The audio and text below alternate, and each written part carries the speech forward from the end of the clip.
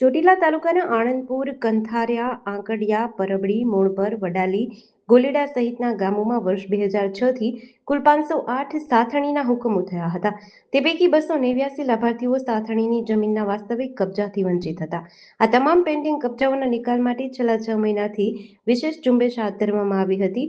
આ દરમિયાન સરકારી જમીનની ઓળખ કરી, જરૂરી માપણી કરાવી અને 2-2 એકરના બ્લોક તૈયાર કરાયા હતા. કુલ 586 એકર જમીન સાથણીદારોને કબજે સોંપવાનો કાર્યક્રમ હાથ ધરાયો છે.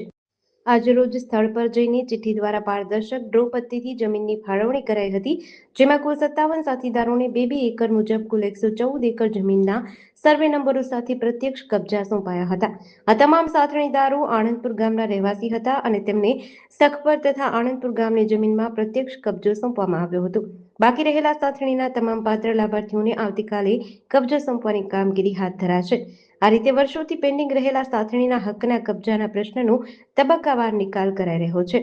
કબજો પ્રાપ્ત કરનાર સાથીદારોએ વર્ષો બાદ પોતાના હકની જમીનનો વાસ્તવિક કબજો મળતા ખુશી વ્યક્ત કરી હતી. જીડીસી ન્યૂઝ સાથે કલ્પેશ વાઢેર, સુરેન્દ્રનગર.